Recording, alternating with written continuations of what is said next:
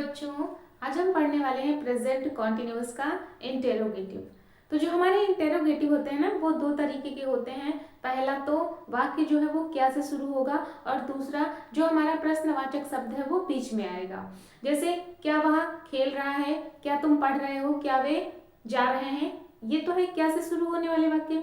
दूसरे होते हैं वह क्या खेल रहा है, तुम कहाँ जा रहे हो। तो इस तरीके से प्रश्नवाचक शब्द बीच में आते हैं। तो ये जो दो तरीके के हमारे सेंटेंस होते हैं, इन दोनों का नियम अलग अलग होता है। तो इनको हम आज अच्छी तरीके से सीखने वाले हैं। तो चलिए क्लास को स्टार्ट करते हैं और देखते हैं कि किस तरीके से हम इन्हें ट्रांसलेट करेंगे। तो सबसे पहले तो होता है पहचान, जो कि हमारी वही होती है वाक्य के अंत में रहा है, रही है, रहे हैं जैसे शब्द आते हैं। उसके बाद चूंकि इंट्रोगेटिव है तो इंटेरोगेटिव का मतलब क्या होता है, प्रश्नवाचक वाक्य। तो यहाँ पर जो वाक्य होते हैं ना, वो प्रश्न पूछने का काम करते हैं, क्या से शुरू होते हैं या फिर प्रश्नवाचक शब्द बीच में आते हैं। तो जब वाक्य क्या से शुरू होगा तो नियम क्या होगा, सबसे पहले हम ये जान लेते हैं, क्योंकि दोनों का ही नियम अलग अलग है। तो जब वाक्य क्या से शुरू होगा तो नियम क्या होगा, इसको देखिए जरा।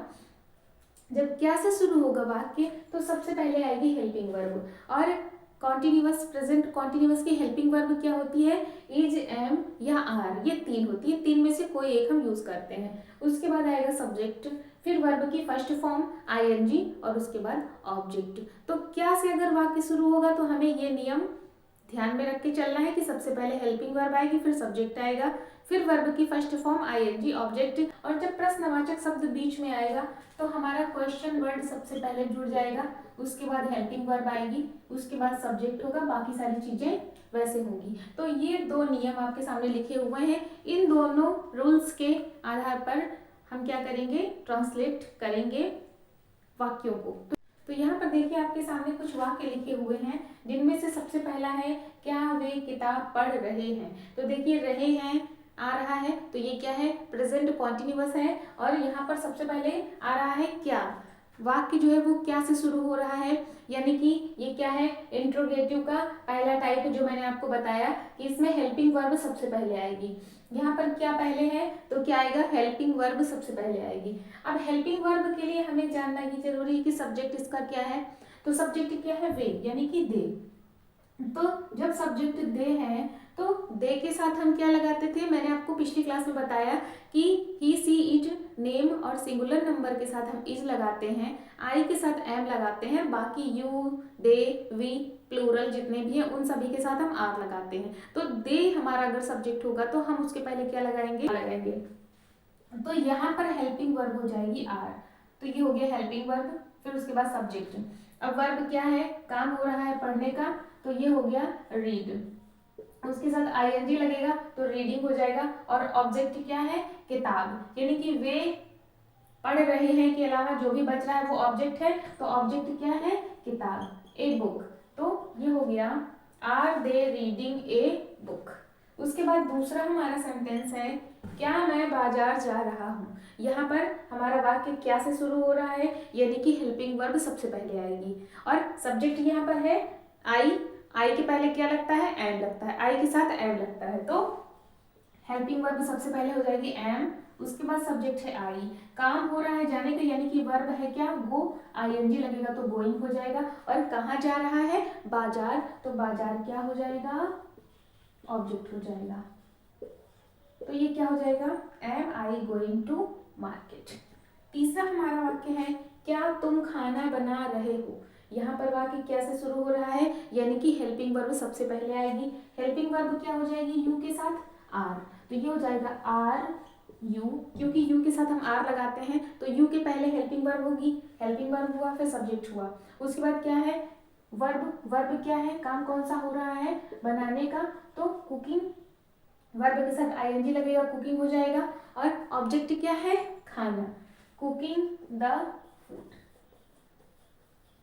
तो ये तो बात हो गई क्या से शुरू होने वाले वाक्यों की। अब इसके बाद हमें देखना ये है कि प्रश्नवाचक शब्द जब बीच में आएगा तो हमें करना क्या है। देखिए पहला हमारा वाक्य है तुम कहाँ जा रहे हो। तो यहाँ पर देखिए हमारा जो प्रश्नवाचक शब्द है वो बीच में आ रहा है। तो मैंने आपको बताया कि जब प्रश्नवाचक शब्द बीच में आएगा तो सबसे पहले हमें क्या लिखना है, क्वेश्चन वर्ड। तो हमारा क्वेश्चन वर्ड क्या हुआ, वेयर।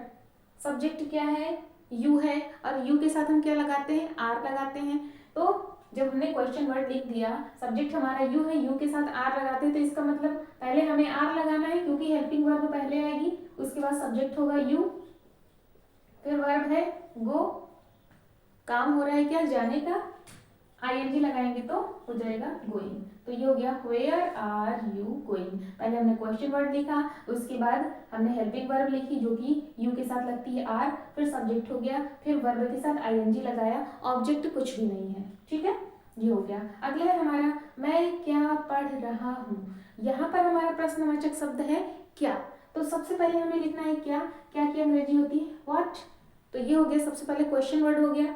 उसके बाद सब्जेक्ट है हमारा आई, आई के साथ हम एम लगाते हैं, लेकिन हमें हेल्पिंग वर्ब पहले लगानी है, तो हम क्या करेंगे, पहले हेल्पिंग वर्ब लिखेंगे, उसके बाद हम सब्जेक्ट लिखेंगे, उसके बाद काम हो रहा है पढ़ने का, तो ये हो गया रीड, आईएनजी लगाएंगे तो हो गया रीडिंग। तो ये हो गया व्हाट एम आई रीडिंग, यानी कि पहले क्वेश्चन वर्ड, उसके बाद हेल्पिंग वर्ब, आई के साथ हेल्पिंग वर्ब एम होती है तो एम, फिर सब्जेक्ट हुआ, फिर वर्ब हुई, आईएनजी लगा, ऑब्जेक्ट यहाँ पर भी नहीं है, ठीक है।